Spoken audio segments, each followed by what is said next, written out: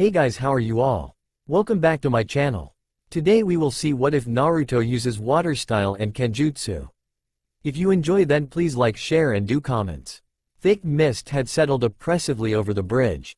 Naruto could barely make out Haku's delicate, strangely feminine features. The other ninja was still speaking and Naruto had, in a move that would have amazed nearly everyone who knew him, chosen to remain silent. Indeed, he didn't know if he could muster the words to speak even had he wanted to. Haku's pained words resonated uncomfortably in Naruto's mind and soul. Do you know, the pain of living without a dream? The knowledge that no one in the world needs you? Those eyes, once full of warmth and determination while they had casually spoken amidst the trees, were now empty and dull as the bored into him. What are you trying to say? Naruto ground out, his confusion and anger reflected on his face. Zabuza-san has no need of a weak shinobi. You stole my reason for existing. Haku was smiling, as if amused at a secret joke. Naruto was quickly coming to realize that his smile, his expression, and his tone of voice were all masks under which Haku hid his true feelings. Naruto's eyes narrowed. Why? Why do you fight for the sake of that guy? He couldn't comprehend it. Zabuza was a terrible person, while Haku was in many ways a reflection of himself. So why? He's an evil ninja, who gets money from bad guys and does terrible things. Naruto's voice grew louder and he began to gesture angrily. Is that no brow the only precious person you have? Haku was silent for a moment before answering. Once, a long time ago, I had people that were precious to me. His eyes dropped. My parents. As Haku's story unfolded, Naruto couldn't help but feel the sense of kinship with the tragic ninja grow. It was a horrifying story, and a part of Naruto, the part that was still innocent, couldn't comprehend that humans could be so cruel to each other. Another, larger part of him understood all too well. Naruto listened numbly as Haku dully described the death of his parents. When I came to, I realized that I had just killed my own father. And at the time, I thought of myself as, no, I had no choice but to think of myself as being. I realized that that was the most painful thing a person could feel. The most painful thing? Naruto's voice was small as he voiced his query. The feeling that your existence is needed by no one in this world. Haku's dead eyes haunted Naruto, almost as much as his words did. He's the same as me. Naruto didn't know how to describe the strange melange of feelings that thought stirred within him. He was relieved that others like him existed, that he wasn't alone in his pain. He wanted to weep in grief, for the very same reason. He wanted to reach out to Haku, but at the same time he was terrified. He understood this person. Conversely, Haku could understand Naruto. You said this to me, I want to become the #1 ninja in my village, and have everyone recognize me. When someone who accepts you from the bottom of their heart appears, that person should become the most important person to you. Zabuza-san knew that I was from a family with a bloodline limit, yet he still raised me. He wanted this ability that everyone else hated. Haku's head lowered in remembrance. A brat like you won't be needed by anyone, and you'll die a beggar. Haku smiled up at the towering mist nin. You have the same eyes as me. Zabuza stared at the tiny, hollow-eyed child for a long moment. Kid, do you want to be needed by someone? Zabuza asked gruffly. Can you give everything to me? Beggar child and Junin continued to match gazes. Haku gave a single, slow nod. Then, starting today, your ability is mine. Haku rose and moved to Zabuza's side. The man patted Haku's head once with his large, calloused hand before drawing Haku close. Come with me. Haku's expression twisted in bittersweet sorrow. I was happy. Haku still remembered clearly the night that they had left the country of water. But that memory brought Haku no happiness. He had failed in his pledge. I'm sorry, Zabuza-san. I couldn't be the tool you wished for me to be after all. Haku's head lifted, and he began to walk towards Naruto. Naruto anxiously took a step back. Haku stopped and gazed down at him. Naruto-kun, Haku spoke, please, kill me. Naruto couldn't understand, how a person could serenely ask for death like that. Haku had given up. Why was a single defeat so unacceptable? Did Zabuza really mean that much to him? Please kill me. Naruto clenched his jaw as Haku repeated the request.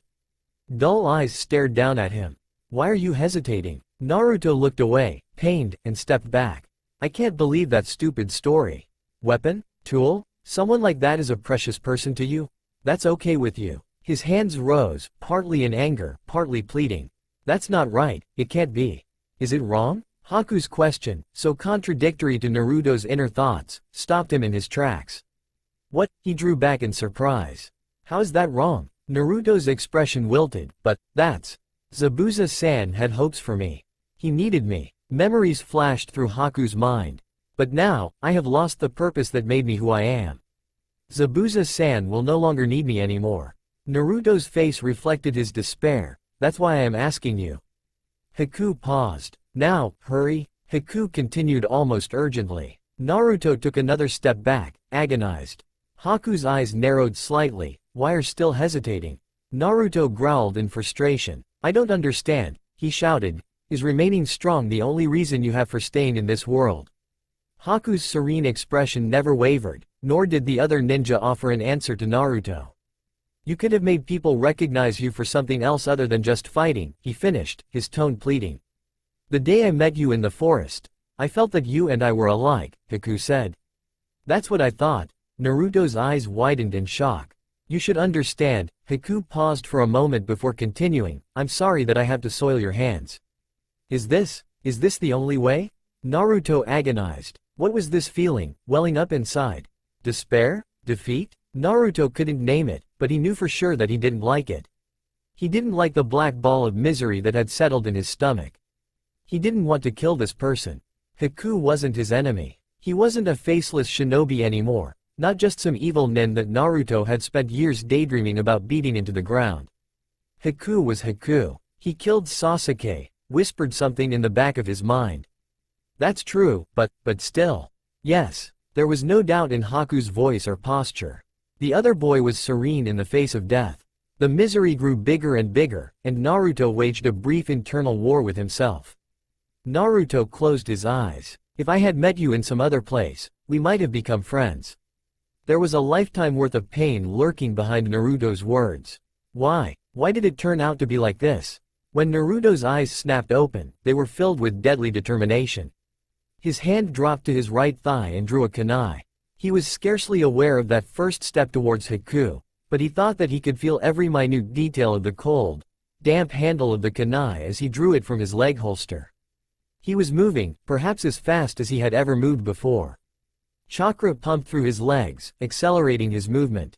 For a brief, whimsical second, his mind flashed back to the tree-climbing training. He had never considered that he would be using those hard-earned skills to kill someone, especially so soon. It was all about jutsu and dreams, or at least it had been. His newfound knowledge, that he had been so eager to learn, now left a bitter taste in his mouth. This is what it means to be a strong shinobi and to protect someone. Haku was almost smiling. Grab hold of your dream. A battle cry was sounding from Naruto's throat, though he wasn't aware of it. Sasuke had a dream, too. The vision of Sasuke's still, cold body, filled with senbon, was painfully clear in Naruto's mind. He could remember all too well the humiliation, the shock, and then the desperation and grief that had come before the rage. That man, I didn't want to die, until I killed my brother. Dark eyes, fading and glossy as the light left from them. Naruto's hand tightened on the kunai. You're okay with that? He was closing quickly now. The distance between the two ninja was decreasing rapidly. Naruto's vision narrowed. The beat of his heart seemed impossibly loud in his ears, and his footsteps seemed to reverberate throughout the bridge. He was screaming now, though he didn't know it. Are you really okay with that? Haku really did smile, watching as Naruto closed the gap between them. Those blue eyes were bright with anger and determination. Naruto had found his resolution to kill. Thank you. You will become strong. Haku's eyes slid shut as a sense of peace filled him. I don't understand. I'll never understand it. The kunai whistled as it cut through the air seeking soft, frail human flesh. A sense of deep foreboding washed over Haku, and his eyes snapped open in alarm. But it was too late, even for Haku's superb reflexes. Cold, dark steel pierced deeply into Haku's side. Haku drew a burbling breath, and blood welled up in his mouth. There was no strength left to speak, or worry, or even think. Soon there was no strength left to draw breath, and then there was nothing at all. Naruto gazed in numb horror at the blood. There was so much of it. His hands were coated with it, as was his kunai, still lodged in Haku's body. He felt warm drops of blood dripping macabre trails across his face. No thoughts went through his mind as he watched his enemy struggle for breath as blood welled from his wound, from his mouth, from his nose. No, what have I done? The mist was clearing. Sakura and Tazuna could only watch and wonder at the two shadows before them. One moved, and then Sakura could barely track it. A strange noise, like the chirping of countless little birds, registered with her senses. There was a flash, a wet sound, and then she saw blood fly. The mist was clearing, and Kakashi-sensei had punched his hand straight through Zabuza's chest.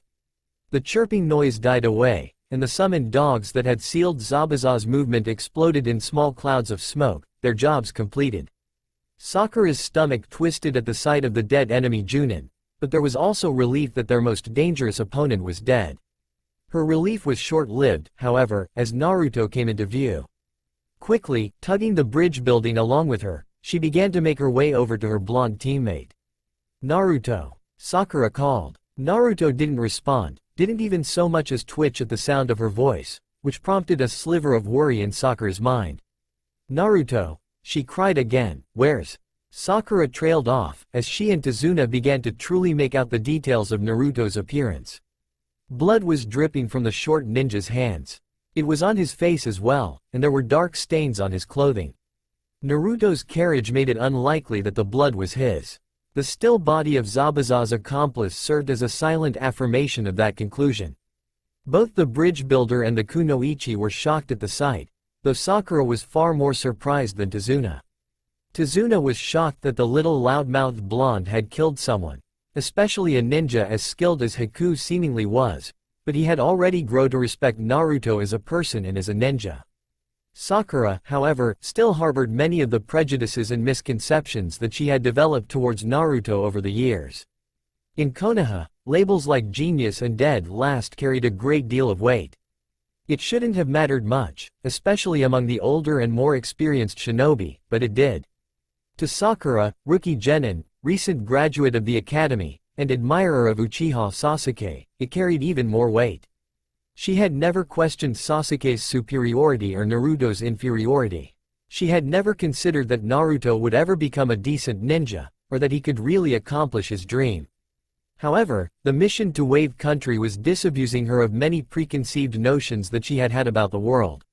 She had discovered that being a ninja could be terrifying and dangerous beyond belief. The genin of Team 7 had all been surprised to learn that the incredibly tardy, perverted, and irreverent Kakashi-sensei was a ninja of almost legendary stature. Sakura had also learned that Sasuke-kun's level of skill and accomplishment meant very little in the wider world, and Naruto wasn't anything like she had pegged him to be. It was Naruto, not Sasuke, who had remembered Kakashi-sensei's lesson on teamwork and devised a plan to free their teacher from Zabuza's Suiru no Jutsu. He had surprised her again with his determination during training, and though he had started slowly, Naruto had ended up completing the training at the same time as Sasuke-kun. Now he had surprised her once again. Sasuke-kun had been the first to engage the fake hunter nin, but it was apparently Naruto who had finished the job. How Naruto, the dead last of the academy, could have finished off the highly skilled masked ninja, Sakura did not know. Nor was she in the mindset to probe too deeply, worried as she was over Sasuke-kun. "Naruto," she called again, moving closer and tugging Tazuna along with her. Naruto twitched visibly at her call, which she considered an improvement over his previous unresponsiveness. Encouraged, she went on, "Where's Sasuke-kun?" Naruto flinched, looking away. After a moment, he turned his head towards Sasuke's body. Sakura, now extremely worried, began to jog in the indicated direction. She passed Naruto without a second glance. Naruto's hands had curled into tight, white-knuckled fists by the time he heard Sakura begin weeping behind him. Even so, he walked towards the now visible Kakashi-sensei, who was standing over the prone body of Zabuza. The Sharingan was once again covered, and Kakashi's single eye gazed emotionlessly down at his fallen foe. As Naruto approached, he lifted his head and gave his student a glance. The glance quickly widened into a surprised stare as he took in Naruto's bloody, ragged appearance and empty expression. Quickly, he looked for his other students and soon saw the hunched form of Sakura, bent over the still body of Sasuke. Tazuna was standing behind her, sad but unharmed. For an instant, Kakashi's single visible eye seemed to droop in sorrow. The instant was soon over, and the silver-haired Junin was all business again. Haku? His tone was emotionless, but brisk. Naruto's shoulders shook slightly, but otherwise his expression remained hollow. Dead, he replied. Kakashi sighed, relieved that the two main threats to Tazuna had been neutralized. But he was still worried. Is this the end of Team 7? And Sasuke? Kakashi was pretty certain of the answer, but he needed confirmation. Naruto opened his mouth to reply, but he was cut off before he could begin. Raucous laughter echoed across the bridge. Student and teacher turned in unison, only to see a dense crowd of mercenaries arrayed at the unfinished end of the bridge. A boat was anchored off to the right, answering the question of how they had gotten there. Kakashi mentally cursed. This is bad. They must have come in after Naruto's seal began to slip, he reasoned. The feeling of the Kyuubi's chakra had distracted him too much from his surroundings, and now Team 7 would pay the price for that slip. There were too many mercenaries for him to deal with, wounded and low on chakra as he was. Gato, the source of the laugh, stood at the forefront of the mercenaries, the very picture of confidence. Of course, Kakashi thought wryly, he has scores of hired thugs, and his opposition is a genin cell with only 2 effective genin and a junin with almost no chakra. Gato's confidence wasn't completely unwarranted, though Kakashi hoped he would be able to change that. Still, it wouldn't be easy. Kakashi had no soldier pills to temporarily boost his chakra, and Naruto and Sakura weren't at a level where they could challenge that many armed men and survive. Retreat wasn't an option either, with Tazuna to worry about and the defenseless town nearby.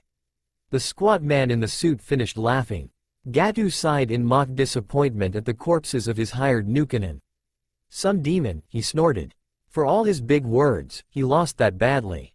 Shaking his head, he turned his glance towards Kakashi. I was hoping that you shinobi would kill each other off and save me the trouble, and the money, of getting rid of you. I guess he was just a cute little demon after all. Still, good work for getting rid of Zabuza for me. Kakashi's single visible eye narrowed dangerously, but Gato continued on. Normally, I would offer to pay you off so that you wouldn't interfere, but it looks like Zabuza and his little brat did some good after all and managed to wear you out. Naruto growled angrily, taking a threatening step forward. Quickly, Kakashi grabbed his student. Stop, he cautioned, don't move carelessly. The blonde struggled briefly against his teacher's hold, unable to calmly deal with Gato's provocation. Seeing Naruto's rage, Gato chuckled again in amusement. Angry, little brat? He mocked. I see you have blood all over your hands. Were you the one that killed Zabuza's little pet ninja? Naruto, who had been in the process of calming down after Kakashi's admonishment, lunged forward again. Kakashi's grip was the only thing restraining Naruto from charging headlong into the band of merciless hired killers. Gato took Naruto's reaction as confirmation. Good work, for a short little brat like you, he chortled. I wanted to do it myself, but I guess I can live without doing the deed personally. After all, I owed him a favor for gripping my hand until it broke. Gato began to laugh again, loudly and obnoxiously. It was the laugh that sealed his fate. Kakashi looked at Naruto apprehensively and tightened his grip on the genin. The boy had become uncharacteristically silent and still once Gato had begun to laugh. His eyes were closed, but Kakashi could see the stark tension in his body language. Naruto was a passionate person by nature, and he grew angry easily and often. However, Kakashi had never seen his student become quiet or stay still while angry, and it gave him an ominous feeling. Was the Kyuubi's influence still present and acting to incite Naruto, or was there something about his encounter with Haku that Kakashi didn't know about? Inside Naruto, the Kyuubi's chakra was indeed still moving. However, it was mostly due to the rage Naruto was feeling, rather than any designs on the Kyuubi's part. Naruto was angry. He was extremely angry. Listening to Gato talk, hearing him demean Zabuza, Haku, and Team 7 like they were trash, was almost too much for Naruto to accept. But the pleased way he spoke of Haku's death, and the way he laughed about it afterwards, that was what truly broke Naruto's already fragile self-control. Gato was laughing at Haku's death, a death that Naruto was directly responsible for. He was dismissing Haku's worth, his existence as a person, and Naruto couldn't bear that. Haku had been a good person, and more importantly, he had been just like Naruto. Haku had known the same pain, the same loneliness, and the same desire to be needed and acknowledged. Yet here was Gato, not even a ninja, a person who could never understand the pain Naruto and Haku had known, laughing. Naruto recognized the laughter, it had been branded into his soul. It was a laugh that mocked Haku and everything he had stood for. It mocked his dreams and ideals, and it degraded his worth. Naruto recognized it, since he had been laughed at and mocked in the same way by countless people throughout his whole life. They had dismissed him, hated him, and stepped all over his dreams and ambitions. Now, someone was doing the same thing to Haku, who was dead and could never come back. Deep within Naruto, something felt his rage. Massive crimson eyes snapped open, and a cruel smirk tugged at inhuman lips, revealing monstrous canines. Red eyes began to glow faintly with malevolent power. Naruto opened his eyes. Had Kakashi been able to see Naruto's expression, or the way that his normally round pupils had become malevolent vertical slits, he might have been able to prevent what came next. Naruto, strengthened by the demon's chakra, broke free of Kakashi's restraining hold with ease. There was a moment of absolute silence on the bridge as both Kakashi and the mercenaries went still in surprise and Gatu's laughter stopped. Rapid footsteps echoed across the bridge, and Naruto's kunai whispered as it was unsheathed from his leg holster. Gatu took a trembling step back, surprise and fear etched in his face. Then he saw Naruto's eyes, inhuman and colored like blood. They were the eyes of a demon. Gatu shrieked, stumbling backwards. "Hey!" he yelled, shaking the mercenaries out of their surprise. "Kill those guys." He received an enthusiastic response from the thugs. Weapons were readied, and they confidently prepared to meet the enraged charge of the lone genin. The man in front, armed with a large, saw-bladed cleaver, smirked at Naruto. "Idiot," he scoffed. "Do you think you can beat so many on your own?" He trailed off, his confident voice wavering, as Naruto's charge accelerated. The last thing he saw before Naruto's kunai sliced his throat open was the boy's red, inhuman eyes. Naruto carved through the thugs with speed and strength far surpassing his natural abilities. Rage left his mind mercifully blank of thought. His shinobi training combined with instincts far older and more primal, allowing him to carve a bloody swath through his enemies as he pursued the retreating businessman. Enhanced, instinctive reflexes enabled him to avoid the many attacks coming his way, but that could not last forever when outnumbered so greatly. A spear from behind pierced his shoulder, but the pain only fueled his anger. He turned to kill the one who had wounded him, but he was too late. Kakashi had slipped in on the wake of chaos Naruto's charge had created, and the spear wielder was already slumping to the ground, neck bent at an unnatural angle, when Naruto turned. Kakashi's Sharingan was once again revealed, and he countered the attacks of the mercenaries with an air of ease despite his exhaustion. Kakashi was well aware that he couldn't keep things up for much longer. Still, despite Naruto's reckless stupidity, he was still Kakashi's student and he had to be protected. However, a single glance at Naruto revealed that he didn't need much protection. His eyes, enlarged canines, and jagged whisker marks made for an intimidating appearance, which was only enhanced by the blood dripping from his clawed hands. Raw, unfocused killing intent poured out of the boy, creating a heavy, almost suffocating aura around him. But what was more terrifying, especially to the men around him, was the fact that the spear through his shoulder had been ejected, seemingly by itself, and the wound was healing at an incredible rate. Kakashi was extremely worried after seeing his student up close. The Kyuubi's chakra was obviously running rampant through Naruto's body and Kakashi didn't know how to stop it, nor was he in a condition to kill Naruto should he truly grow out of control. Before he could attempt to calm Naruto down, the boy tensed and launched himself forward. In moments, he had torn past the rearmost mercenaries and was rapidly approaching Gatu, who had reached the end of the bridge. Gatu was quivering in fear at the blood-soaked genin's rapid approach. His legs shivered, and no matter how hard he tried he could hardly seem to move them. Naruto bore in, the very image of death to Gatu's terrified mind. Looming behind the blonde ninja, Gatu saw a terrible vision. A massive, canine face with eyes just like the ones Naruto bore now glared down at him, and terrible jaws parted in cruel hunger. Gatu lost control of his bladder. A demon, he whimpered in horror. Naruto's arm, kunai clenched tightly in his fist, came up. The smooth horizontal arc that followed was too fast for Gato to see, but when it made contact with his neck he died almost instantly afterward. Gato's head, his face still frozen in a terrified grimace, sailed over the end of the bridge and into the cold water below. His headless body quickly followed, as a result of a casual kick from Naruto. Several men sought to attack him from behind, but a single glance from Naruto stopped them in their tracks. Naruto's killing intent, enhanced exponentially by the Kyuubi's dreadful chakra, was more than enough to terrify the nearby mercenaries. A single chakra-enhanced leap took him over the group of mercenaries.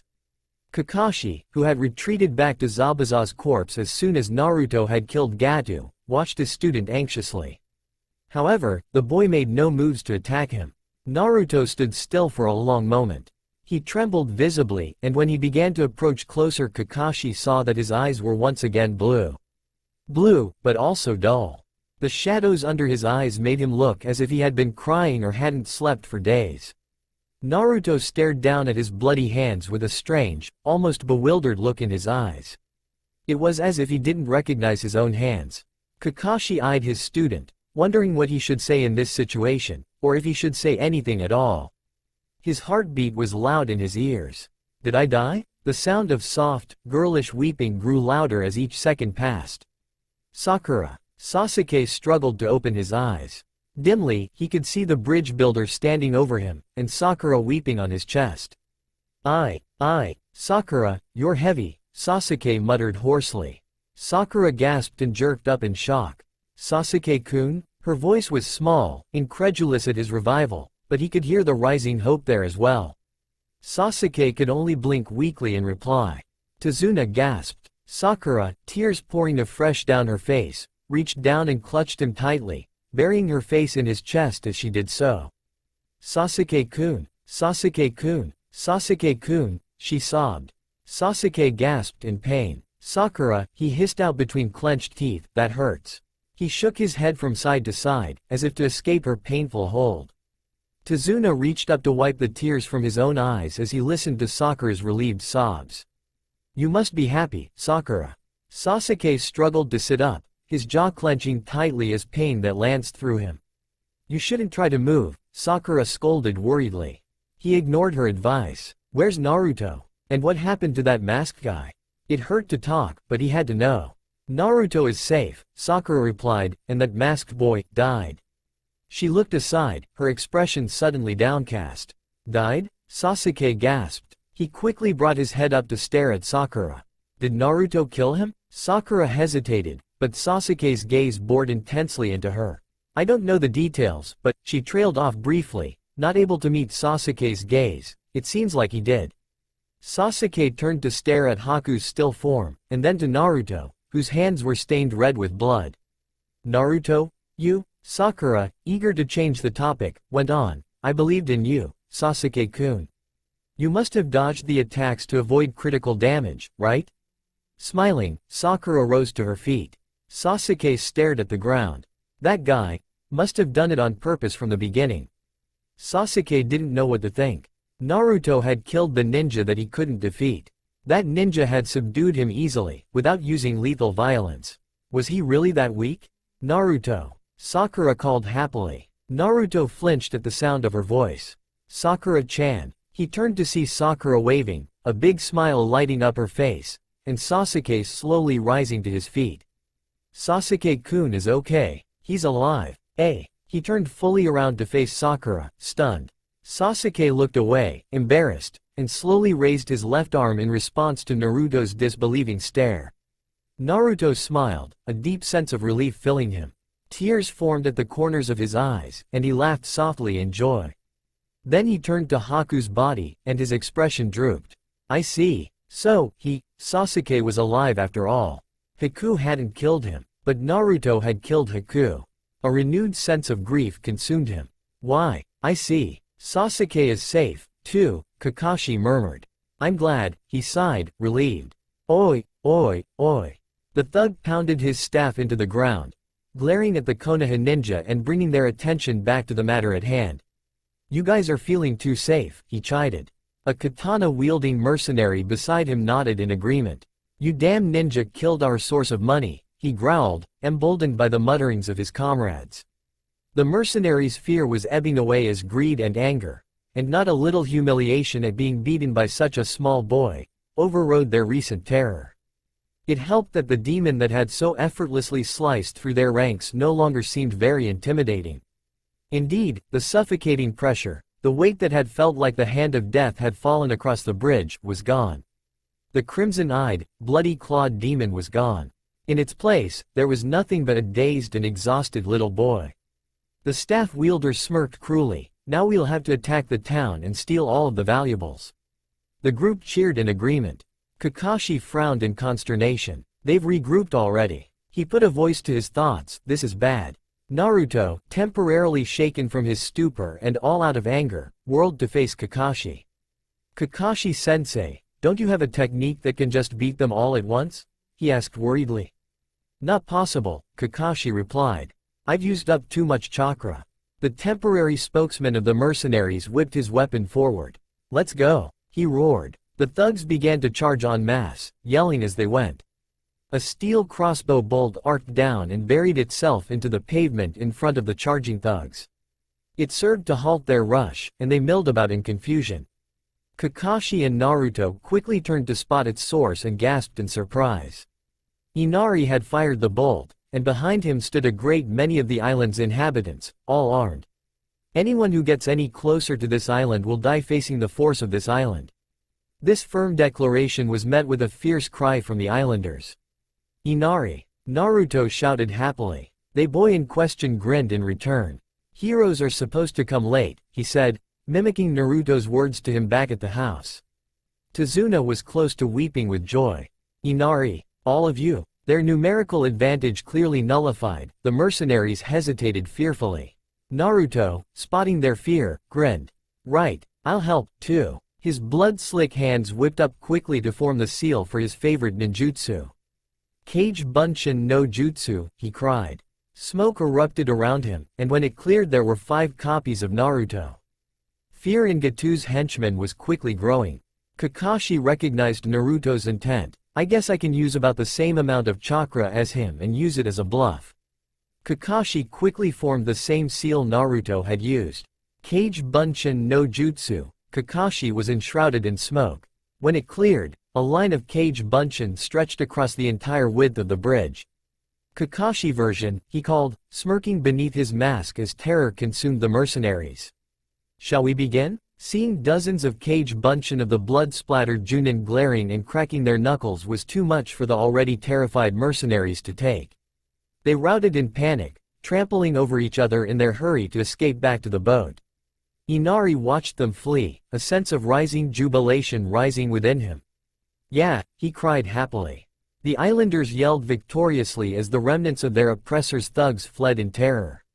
While the inhabitants of the wave celebrated, the 4 members of Team 7 were somber as they began to wind down and take stock of the situation.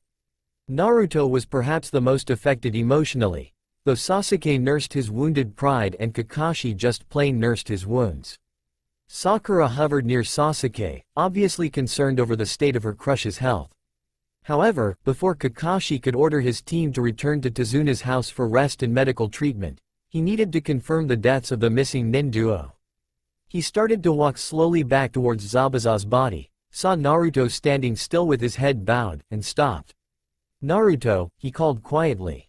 The boy quickly brought his hands up, no doubt wiping away tears, and turned to face his teacher. When he saw that he had Naruto's attention, Kakashi continued, "Go check the other body." He saw Naruto flinch as if struck. "We need to confirm things here. If you're a ninja, act like it." It was cruel of him, but it would hopefully force Naruto to deal with the issue. After all, any ninja who hoped to become a Kage would have to accept the reality of death. Shinobi killed, and were often killed themselves in turn. Naruto had to learn that. Naruto shuffled over to Haku's body. Mechanically, he knelt, put his fingers over the main artery in Haku's neck, and applied pressure. He waited for several moments, not really expecting to feel anything, but something in him hoped. Of course he's dead. All that blood, he jerked in surprise. Was that? Quickly, he reapplied his fingers and waited, a faint flicker of hope stirring within him. Hope quickly began to fade, however, when he did not feel anything. A moment later, just as he was about to remove his hand, he felt something again. Eyes narrowed in concentration, his whole body tense, he waited. There. He felt almost as jubilant as the festive islanders. There was still life left in Haku's body, faint as it was. "Kakashi-sensei!" he yelled, heedless of the happy tears falling from his eyes. "Come quick." Kakashi was at his side in an instant, motivated by the sheer urgency in Naruto's voice. He stared at the still features of the Nukenin, and at Naruto's excited expression, in vague confusion. "What is it?" he asked his student. "Has Naruto snapped from the strain?" "He's alive," Naruto shouted. In an instant, Kakashi was down on his knees, testing the apparently still alive ninja's pulse. For a moment, he thought that Naruto really had snapped, and then he felt it. Haku's pulse was extremely weak, but it was still there. He looked at Haku's wound with a critical eye, and soon understood how Haku could still be alive. Kakashi shook his head in disbelief. "I don't know whether to scold you or praise you. Somehow, you managed to miss all of his vital organs, and you foolishly left your kunai lodged in his body.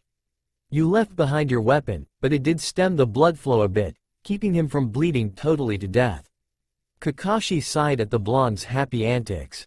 He had gotten up and begun a silly dance halfway through Kakashi's speech. Number 1 surprising ninja, indeed, Kakashi thought wryly. If he had done it intentionally it would be impressive. But, I know he didn't pay attention to anatomy lectures in the academy, and was trying to strike a killing blow. The fact that he missed, against a docile opponent no less, is pathetic. Still, only Naruto could be so incompetent and have it pay off. He has luck in spades, that kid. Kakashi returned his gaze to Haku and sobered slightly. If he doesn't get treatment right away, he really will die. "Naruto," he said firmly, catching the attention of the dancing boy. "Go see if there are any trained doctors among the islanders." Naruto looked anxiously at Kakashi. "Is he going to be okay?" "Is he, Kakashi-sensei?" "Ma, calm down, Naruto. He'll be alright, as long as he gets the proper treatment in time, I think, so hurry up, will you?" Kakashi made a brisk shooing motion. Naruto, filled with a renewed sense of urgency, took off at a run. Kakashi ignored the blonde's strident shouts for a doctor, and began to examine the wound more closely. "I said all of that to Naruto, but still, it looks pretty serious. I only know some very basic medical techniques, and only because I copied them." Kakashi sighed regretfully. Knowing medical techniques and having the skill and the knowledge to use them well were two different things entirely. Kakashi remembered Naruto's pained eyes when he reported Haku's death and the unabashed tears of relief he had shed when he had found out that Haku was alive. "I don't have much chakra left, but I guess I'll do what I can." The Junin sensei of Team 7 took a deep breath. He quickly formed a series of hand seals, all the while drudging up everything he knew about the human body and medical theory. His gloved hands took on a green-blue hue as chakra emitted from them. "I hope this works." It turned out that there were several skilled doctors in the wave, 3 of which were in the crowd on the bridge at that particular time. The tiny wave country had once had a thriving hospital with quite a few skilled surgeons. Gatu's successful campaign to crush the wave's economy had forced the hospital to shut down, and most of the doctors had left for other, larger countries. Some, however, had remained behind, mostly because those particular doctors had strong ties to the island. It took Naruto less than a minute to locate Tazuna among the crowd. Upon understanding the situation, the bridge builder had immediately gathered the few medically trained islanders present. Naruto sent one to look at Sasuke's injuries, and then promptly began to drag the other 2 towards Haku. "Kakashi-sensei," he called exuberantly, "I found them." "Is he still?" Naruto trailed off uncertainly. His teacher was kneeling over Haku, panting in clear exhaustion. Nonetheless, his hands glowed with chakra, and there was steam rising from Haku's wound. Amazed, Naruto and the doctors stopped. Kakashi had removed the kunai from Haku's side, yet there was no blood coming out of the wound. "Kakashi-sensei," he called again, hesitantly, "what are you doing?" Kakashi looked up at Naruto, noting the 2 islanders by his side. "Doctors," he assumed with no small amount of relief. "These are the doctors?" he asked Naruto. The boy nodded in confirmation. Kakashi let out a deep breath and stopped the flow of chakra to his hands. "I've performed some emergency treatment," he addressed the pair of islanders, "and the bleeding has been stopped, for the most part. The rest is up to you guys." He stood, wincing in pain as he did so. "Naruto, go get Sakura and help her get Sasuke back to Tazuna's house. I'll escort Tazuna back after things get sorted out here." Naruto nodded quickly and began to make his way towards his teammates, but he didn't make it more than a few steps before he heard a muffled thump behind him. Turning in alarm, he saw that Kakashi-sensei had fell face down onto the pavement and wasn't moving. Moving quickly, he was at Kakashi's side before the doctors had shaken out of their surprise. He quickly checked Kakashi-sensei's vitals, and was relieved to find a steady pulse. When the doctors finally voiced their alarm, Naruto waved them away. "It's just chakra exhaustion," he explained to them, remembering when Kakashi had suffered the same illness in the aftermath of their first encounter with Zabuza, before they had made it to Tazuna's house more than a week ago. Seeing their blank looks, he tried to recall the explanation Sakura had given him. "Chakra is like life force or something," he explained hesitantly, "so if a ninja uses all of it up, they'll die. Kakashi-sensei used up most of his chakra, so he'll probably be unconscious for a day or two until enough of it comes back. Anyways, don't worry about him. You guys fix Haku up, and I'll take care of Kakashi-sensei." Reminded of their purpose, the two doctors quickly went back to work. Naruto formed the hand seal for Kage Bunshin, molded chakra, and was rewarded with two distinctive noises as the shadow clones popped in existence. He sent the two clones to construct a stretcher for Kakashi. After, he waved energetically to his teammates. "Sakura-chan," he shouted, catching his pink-haired teammate's attention. Kakashi-sensei fainted again, and we're supposed to take Sasuke and Haku back to Tazuna's house. "What do we?" Sasuke tuned out the blonde idiot's shouting, instead focusing on the two Kage Bunshin who were moving among the downed mercenaries, tearing cloth and testing spears and staffs. They were making a stretcher, he soon realized. Then another thought occurred to him. He was exhausted to the point that he could barely move and didn't even have enough chakra for a simple henge. Kakashi had clearly fainted from chakra exhaustion. Yet Naruto, the dead last of the academy who had failed the graduation test 3 times in a row, still had enough chakra to produce Kage Bunshin, which was a Junin-level technique. Sasuke's eyes narrowed in frustration and anger. Was he really so weak? Had he misjudged Naruto that badly? How could he ever defeat his brother, if he couldn't even keep up with an idiot like Naruto? Sakura noticed Sasuke begin shaking, but she assumed it was from exhaustion, missing the dark glint in his eyes. Naruto's clones had already finished with the stretchers, and Naruto himself had disappeared into the crowd to collect Tazuna. "Sasuke-kun," she began, "we should be heading back now. You need your rest, and I'm sure the doctor would have an easier time tending to your wounds at Tazuna-san's house than out here." Sasuke considered this. He wouldn't be able to get back to Tazuna's house under his own power as he was now, but being carried back by Sakura or worse, Naruto, would be humiliating. However, he also knew that Sakura was right. "Fine," he assented. Sakura's barely contained expression of relief, and barely concealed glee, almost caused him to rethink his decision. "Oi, Naruto," he called instead. Several clones looked at him. "Bring me a stretcher," he demanded coolly. Inwardly, his guts writhed in humiliation at asking Naruto for any help, but at least his blonde teammate wouldn't get any strange ideas while carrying him. It was an odd convoy that departed from the incomplete bridge. 3 clearly injured people were borne on makeshift stretchers by 6 identical blonde ninja. In front, another blonde, looking exactly like the other 6, marched with barely contained impatience. Behind them was a pink-haired kunoichi, who kept diverting her attention between one of the wounded and the old bridge builder beside her. Behind the odd pair was a large procession of armed islanders, who had yet to shed their good cheer. To many it would be a very strange sight. To the inhabitants of the island who did not know of the events on the bridge, it would be even more amazing. It was amazing because, for the first time in many years, the citizens of the wave were smiling and happy.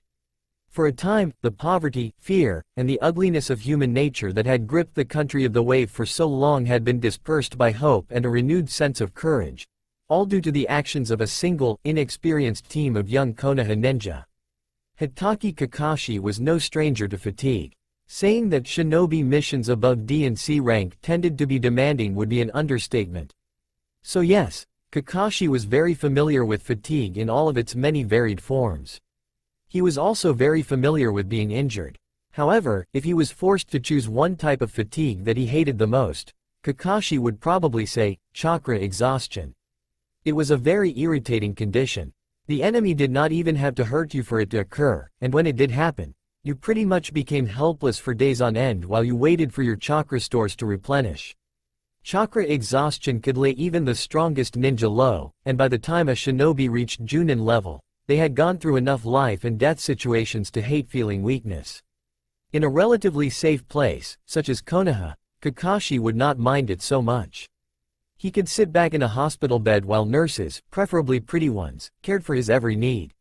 He would also have all of the time in the world to read the ongoing Icha Icha series. However, dealing with chakra exhaustion during a mission was not pleasant. It was enough, in fact, to drive even a normally even-tempered Junin up the wall as paranoia and boredom took turns assaulting his sanity.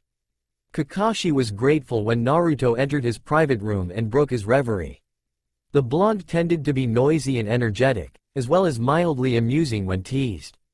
He could grate on the nerves, but for now Kakashi was thankful that Naruto was around to break the tedium. It had become a daily occurrence for Naruto to visit him separately from his teammates at least once a day. Of course, Kakashi had only been awake for 2 days, so calling it a daily occurrence was a bit premature, but it was shaping up to be that way. Kakashi knew that Naruto was coming more for his own sake than Kakashi's. Naruto was all smiles, but Kakashi was good enough at looking underneath to see that inside, Naruto was an extremely troubled individual. There were times when he would grow silent, his eyes shadowed, and he would often begin to ask a question. Naruto had yet to follow through with it, and Kakashi had felt it would be best to let Naruto come to terms with things in his own time, so he let the younger ninja be. Naruto was Kakashi's primary source of information while he was bedridden. Sasuke was still confined to bed rest, and Sakura tended to hover over him like a mother hen despite the dark-haired boy's clear irritation at her coddling. Thus, Naruto was acting in place of the rest of the team, escorting Tazuna everywhere he went and maintaining the perimeter around the house when Sakura couldn't be bothered to leave Sasuke's side. Kakashi worried sometimes since Naruto wasn't exactly what he would call the sharpest kunai in the bunch. Still, nothing had happened yet, and Naruto had proven himself to be more capable than anyone, including Kakashi himself, had given him credit for. So, after the initial greetings were out of the way and Naruto settled down, the first thing Kakashi did was ask for a report. Naruto nodded, folding his arms and screwing his face up in concentration. Sasuke is finally able to stand up by himself, though he can't walk very far and is being a jerk about it. Naruto frowned in exaggerated disgust at his self-proclaimed rival's behavior. Sakura-chan is still hanging around Sasuke, and she's been really moody lately, he shivered, rubbing his jaw as if feeling a phantom pain.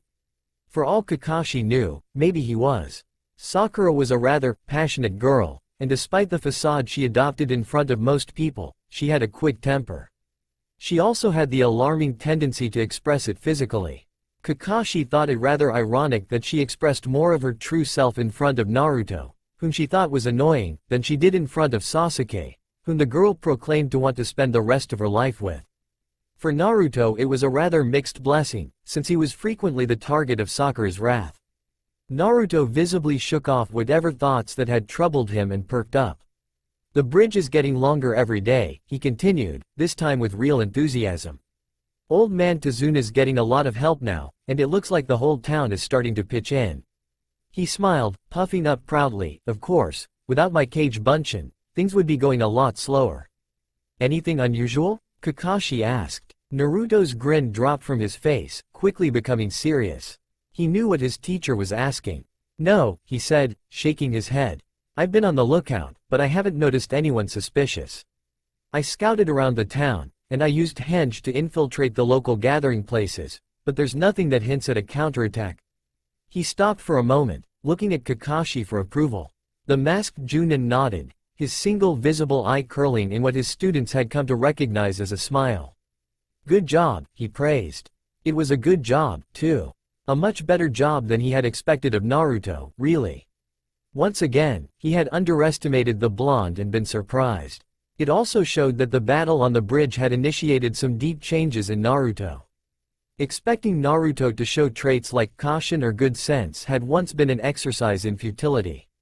It seemed that the battle, and Naruto's extra responsibilities while his team was largely incapacitated, had started to prompt Naruto to think things through and consider things ahead of time.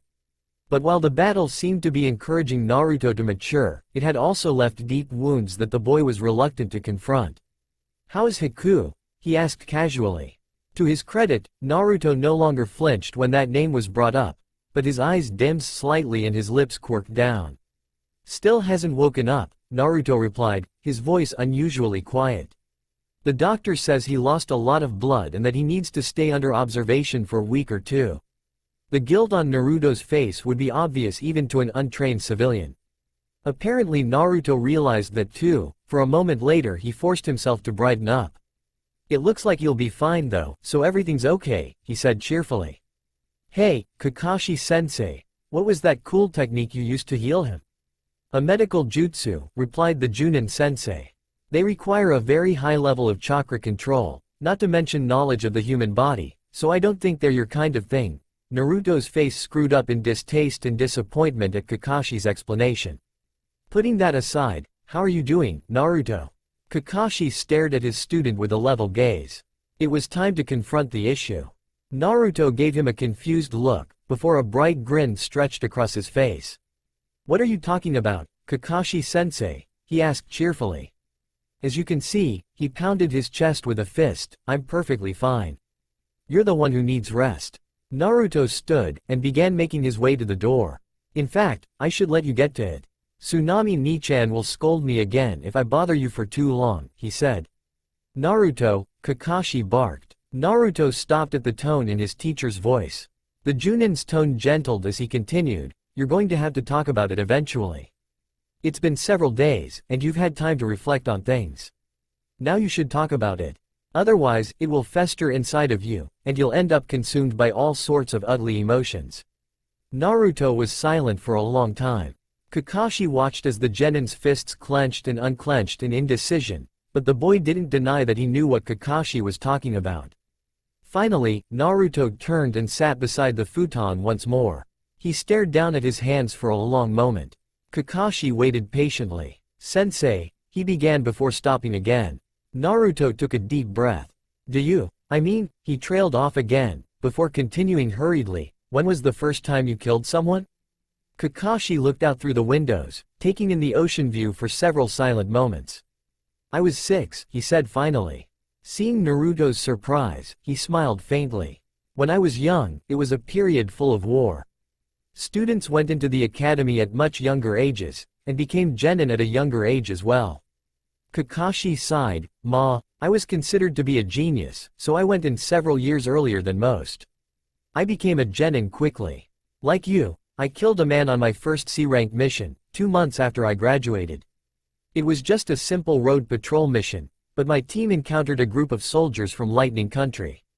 I don't know what they were doing so deep in Fire Country, but the Fire Country and Lightning Country were at war, so we attacked. I killed 2 soldiers. The first one died as we descended from the treetops.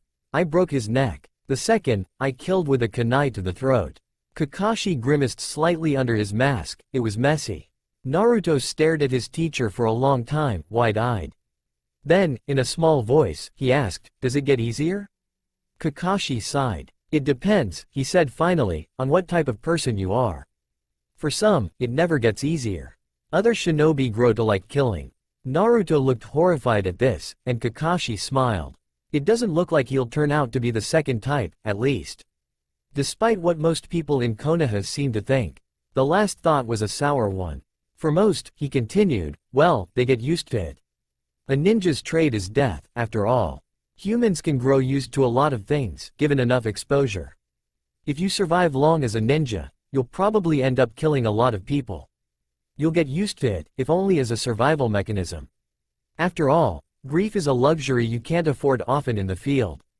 Feeling sympathy for the enemy will get you killed, and maybe your teammates too. Very few of your enemies will hesitate to kill you." Naruto frowned, clearly unhappy.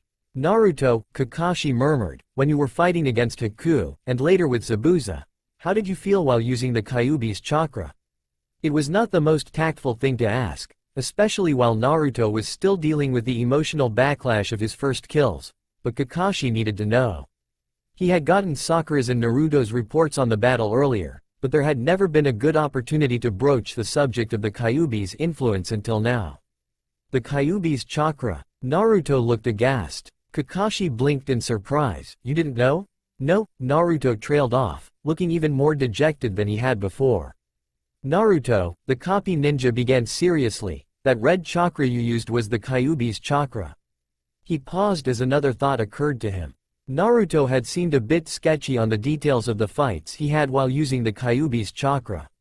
Kakashi had assumed that it was just fatigue or emotional issues, but what if? How much do you remember of the times you used the Kyuubi's chakra? Naruto frowned. His eyes squinted briefly in the way that Kakashi had come to know as his thinking face. Not much, he admitted. I mean, I can remember some things, but I remember being really angry, so it's all kind of blurred. There was a long period of silence before Naruto continued, but I do remember blood. He stared at his hands, clearly reliving dark memories. Kakashi cleared his throat, disrupting Naruto's thoughts. That chakra, he began slowly, it'd be best if you kept your temper in check from now on. It seems like your anger brought it out, but if you can't control yourself well while you're using it, well, you might end up hurting more than your enemies. Kakashi paused, letting the implications of his statement sink in. Judging by Naruto's suddenly pale face, he had gotten the message. In any case, you should probably go back to guarding Tazuna-san. That is our job here, after all. Oh, and take Sakura with you, will you? She's been slacking off a bit too much lately. Kakashi's casual tone masked his mild irritation and disappointment with the kunoichi. I was hoping she would have learned to take being a ninja seriously after everything that happened. Naruto nodded and stood up. He made his way to the door slowly, and stopped just as he was about to leave. Kakashi-sensei. Kakashi made a questioning noise. Did I do the right thing? Naruto didn't clarify what he was talking about, but Kakashi knew anyway. They would have killed us all without hesitation, and then gone after the city when they were finished. Kakashi eyed Naruto seriously, though he knew the boy couldn't see him. Your actions were not wrong. Yes, you killed people, but if you hadn't Sakura, Sasuke, Tazuna, and maybe even myself would have ended up dead. You helped defend your team and complete the mission. I'm proud of you. Naruto drew a deep breath and straightened his shoulders. Thank you, Kakashi-sensei, he said, turning his head slightly and giving the Junin a sincere smile. Sakura was not a happy girl. After graduating the academy and being placed on Sasuke-kun's team, not to mention enduring Kakashi's demonic bell test, things should have been looking up for her. Being on the same team was supposed to have given her plenty of private time with the tragic Uchiha, and he should have quickly seen the merits in her. And then they would fall in love, and then. But reality was nothing like her fantasies. She had hardly spent any private time with Sasuke-kun, and moreover she was stuck with that Naruto and the perverted, chronically late Kakashi-sensei. Training was far harsher than it had been in the academy, and Kakashi-sensei could be very demanding when he deigned to pay attention to his students. Then they had begun the trivial D-ranked missions. Things had finally started looking up when they had convinced Hokage-sama to give them a C-ranked mission. She had thought it would be a perfect chance to impress Sasuke-kun with her skills. In reality, things had turned out far worse than she could ever have imagined. The ambush by the demon brothers had terrified her, and she had frozen, much like Naruto had. Sakura had been ashamed and scared in the aftermath. She was deathly afraid that Sasuke-kun, who had performed magnificently, would think less of her because of it. Still, only Naruto's failure had been singled out, so her shame was quickly forgotten. She had agreed to continue the mission, despite her private misgivings, due to Sasuke-kun's clear desire to continue on. When they had arrived in Wave Country, Sakura had once again known true terror. The weight of a Junin's killing intent was a feeling she would never forget. Even Sasuke-kun had been frozen in fear. It was then that she discovered two very important things about her teammates. One was that Kakashi-sensei was not only chronically tardy and a pervert, he was also an incredibly competent shinobi and worthy of respect. The second thing was that Naruto, the dead last, was quickly growing beyond his old title. That he had thought up such a good plan so quickly and under great stress surprised Sakura immensely. Even Kakashi-sensei had acknowledged Naruto's growth. That Naruto could have grown the most out of the genin in Team 7 had initially seemed ridiculous, but in the aftermath of the final battle with Zabuza and Gato, she was no longer sure. Naruto had proven that the dead last label no longer applied to him. He was growing stronger at an incredible pace. However, she was not the only one to notice this. Sasuke-kun had noticed it too. It was clear even through Sakura's rose-tinted view of the Uchiha that Sasuke-kun was beginning to feel threatened by Naruto's progress. Naruto's defeat of that masked boy angered and frustrated Sasuke, and he brooded over his defeat and Naruto's success with a single-mindedness that frightened Sakura. It also made Sakura even more snappish than usual towards Naruto. How dare he make Sasuke-kun feel inferior? She had tried to comfort Sasuke-kun and reassure him that of course he was stronger than Naruto, and that his defeat must have just been a fluke, but her well-intended words only served to make Sasuke angrier. She had yet to successfully banish the image of the cold look that he had directed at her as he ordered her out of his room. This is all Naruto's fault, she grumbled internally as she rechecked her equipment for the third time out of sheer boredom. If it wasn't for him, Sakura muttered. She stopped. If it wasn't for him, what? A chill thought touched her awareness. If it wasn't for him, Sasuke-kun might really have died. Was she being unfair to Naruto? Even though his actions had irritated Sasuke-kun, it was thanks to him that the masked boy had been defeated and Gato had been killed. Sakura unconsciously furrowed her brow as her mind explored the implications of this new thought. Maybe, I should thank him. Her radical thoughts were cut off by a loud banging noise. Sakura whirled in alarm, her right hand instinctively going for a kunai, before stopping suddenly as she saw the source of the noise. Naruto, she growled, what do you think you're doing, barging into my room like that? Her voice had steadily risen in volume with each word that she spoke. Sakura was about to unleash her frustration onto the hapless blonde when she remembered her earlier thoughts. She forced herself to take a deep, calming breath.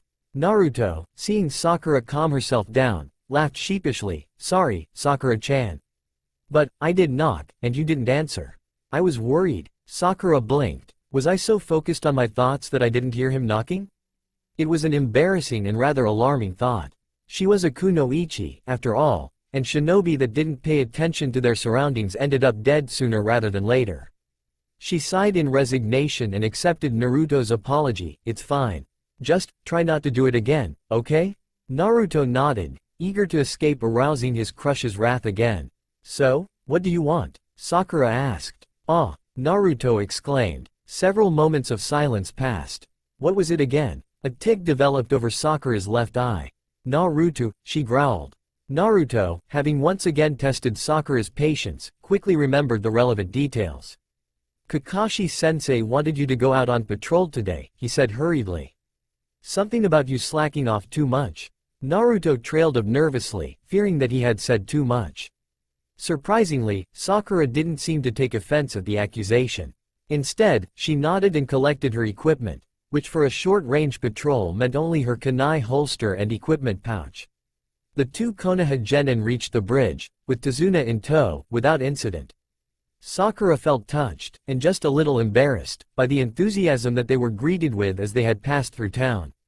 Naruto, however, had seemed slightly odd. Normally, she would have expected the attention-hungry ninja to be overjoyed by so much adulation being directed towards him. Instead, he had seemed almost indifferent to it, aside from a few polite greetings to islanders he had come to know. It was yet another mystery about Naruto that she had no answer to. Sakura was coming to find that the more time she spent around Naruto, the less she really knew about him. Naruto, she realized, was exceedingly easy to categorize and write off at first glance. She was also beginning to believe that it just wasn't possible to categorize Naruto. He was constantly evolving and changing, and was probably the most unpredictable person she had ever met.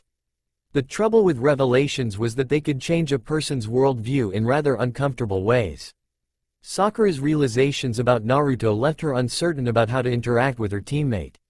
She no longer knew how to approach him, and so spent the trip to the bridge in uncertain silence. Naruto, ever perceptive to the ways people looked at him, noticed Sakura's strange behavior immediately. Her hesitation and uncertainty shone clearly to Naruto. However, as skilled as Naruto was in recognizing how people perceived him, he was no expert in deciphering people's thoughts beyond that. So when he saw Sakura's hesitant regard for him, combined with her strange silence, he immediately grasped for a reason and found one nestled within recent events. The battle on the bridge had been a pivotal moment in Naruto's life, and it had changed many things. Blood now stained his soul and left mental scars that would never completely go away. For the first time, he had gained Kakashi-sensei's respect, and that meant more to him than he could ever express in words. He had helped save Tazuna and the Wave and shown Inari that heroes did exist, changing their opinions of him in the process. Was it so far-fetched that Sakura's opinion of him would change, and not for the better? Naruto had spent the last 2 nights haunted by the screams of the men he had killed, the sight, and the smell, the feel, and the taste, of blood, and the sensations he had felt as he had slaughtered human beings. Sakura had been present at that battle as well, and had seen the bloody aftermath his rage had wrought. Sakura-chan is scared of me. It was an incredibly depressing thought for Naruto. Sakura-chan was the girl he liked the most, out of all the girls in the whole world. She was his teammate, the object of his affection, and, his friend, one of his precious people. And now she was afraid of him. Now that he had figured out the reason for Sakura's strange behavior, Naruto shut himself off even further. Don't think about it, he advised himself fiercely. Focus on the mission. If he thought about it, the emotional pain would distract him too much, and he refused to be a failure or a liability anymore. He would always treasure the few precious memories he had of Sakura-chan, starting with the day that he had first seen her years ago amidst the leaves. The vision of a girl with bubblegum pink hair, alone and weeping, had stirred Naruto's heart on so many levels. But it had taken him too long to work up the courage to step out of his hiding place to comfort her, and another blonde, blue-eyed child had beaten him to it. He had been too fearful, too afraid of rejection, and terrified of adult retribution. That very night Naruto had vowed, after a bout of crushing disappointment and self-loathing, that he would not hesitate again. Never again would he hide in the shadows fearing rejection or the wrath of adults. When Naruto next saw Sakura again, on her first day at the academy, he had immediately gone up to her and asked to be her friend. It was the first of many, many rejections. Later, when it had seemed like all of the girls Naruto knew had begun sighing after the dark-haired Uchiha heir, Naruto began to ask Sakura out on dates, dubbing her Sakura-chan. Every time, she brushed him off, disregarded him, and belittled him. After all, nobody who cared about how others viewed them would associate with that Naruto. Her behavior towards him hurt, but Naruto continued on regardless. One day, Sakura-chan would say yes to him. Even if she never did, though he couldn't allow himself to believe that, Naruto had promised. The day they had been assigned to the same team, he had used the Henge no Jutsu to impersonate Sasuke and find out what Sakura thought about him. Her blunt words had hurt him badly. Being called annoying and a hindrance by Sakura had almost made him want to weep, except that he had made a promise with himself about that as well. Besides, he was used to being put down and Naruto had bounced back quickly enough. Now, though, Naruto could no longer afford to invest so much of himself in chasing Sakura-chan. This mission had shown Naruto a great deal about the realities of being a shinobi, and he knew that he needed to focus more. For all of his dreams, boasts, and hard work he was sadly underprepared to perform a shinobi's duties. In the end, it was only with the help of the fox demon that had destroyed his life that he had survived. He knew that part of his deficiencies were not his fault. Prejudice towards the blonde Jinchuriki had extended as thoroughly throughout Konoha's ninja population as it did among the civilian population. His Chunin instructors had shown blatant contempt for him during his years at the academy. A small number of them had simply acted totally indifferent, as if he didn't exist, which wasn't much better. Only Iruka had truly sought to teach Naruto, and even he had taken a long time to warm to the boy. Mizuki had also been nice, if distant, but that had turned out to be a front for his sinister ambitions. However, despite his faulty training, Naruto knew that it was also mostly his fault. In response to his instructor's neglect, he had begun skipping class, playing pranks, and ignoring the teachers. By the time Iruka had begun to warm towards Naruto, and Naruto realized that Iruka was genuinely trying to teach him something, it had been too late. The habits he had developed in response to years of neglect and bias was too deeply ingrained, and as a result he had missed out on a great deal of essential training and information. Naruto hadn't thought it a problem until the last few days. An uncharacteristically intense bout of self-reflection, driven by his feelings of failure and incompetence due to the events on the bridge, had shown Naruto that not only was he lacking in essential skills, he was also ignorant of many facts a shinobi should know. Haku's near-successful impersonation of a hunter nin, and his own embarrassing ignorance of chakra, only served to drive that point home. Naruto had come to these conclusions reluctantly and only with a great deal of thought. He might never have come to them had he not killed for the first time 2 days ago. But he had, and he knew that he needed to focus on his shinobi duties more than ever. He needed to train, to learn, to become stronger and wiser until he could call himself worthy of taking the name of Hokage. And more to a point, until everyone else had to acknowledge that he was worthy of becoming Hokage. But to do all of that, he needed to commit his undivided attention to that cause. Naruto was slowly coming to the uncomfortable conclusion that he needed to let go of his pursuit of Sakura-chan. Not permanently of course, since he still held his promises above his life, but for a while. Naruto thought it was a wise decision, but then, why did it hurt so much? The fact that he frightened Sakura-chan hurt, even more so than when she had called him an annoyance or brushed off his repeated attempts to get her to go out with him, to acknowledge him. It threatened to demolish his focus on the mission, despite his resolve not to let it weaken him. He needed to, turn to Sakura-chan and confront her about the issue. Naruto wanted to reassure her that she never had anything to fear from him, that he wasn't a monster. No, Naruto banished that train of thought with a deep, calming breath. I can't keep chasing after her forever. I'm not that Naruto anymore. I have to grow up and grow stronger, until I never have to watch anyone's back ever again. Determination filled him. I want to follow my own nindo. I won't be a tool for someone else to use, and I don't want to live a life of regret. I'll become Hokage and surpass all of the previous Hokage, and I'll show everyone that they can't brush me aside or keep me down. Kakashi listened intently to the sound of the front door opening. He relaxed quickly when he heard Tazuna's cheery greeting and Tsunami's reply. Naruto's loud voice rang out enthusiastically a moment later. Dinner's almost ready, he guessed. Apparently, nothing unusual had happened while Naruto and Sakura had escorted Tazuna and patrolled the immediate surroundings. It wasn't long before he could hear someone ascending the stairs. Sakura, he assumed, based on the tread. Kakashi-sensei? Sakura called meekly through the door, validating his guess. Come in, he replied, absently flipping Icha Paradise shut and sliding it underneath his blanket. He doubted that Sakura would appreciate the sight of his favorite book, especially since she seemed to want to talk about something serious. The pink-haired girl entered quickly and quietly, shutting the door behind her. You're looking better, Sakura commented politely. Yeah, Kakashi agreed. I'll probably start walking around again tomorrow. An awkward silence developed, at least, it was awkward to Sakura. Kakashi didn't really care one way or the other, but he could see that Sakura needed a little prompting. How is Sasuke doing? He asked casually. He's getting better. Kakashi didn't miss her cautious tone. He made a questioning noise, signaling Sakura to continue. Well, Sasuke-kun's wounds are healing just fine. I think he's upset with Naruto about something. Kakashi knew very well why Sasuke was angry with Naruto, and he was pretty sure that Sakura knew too.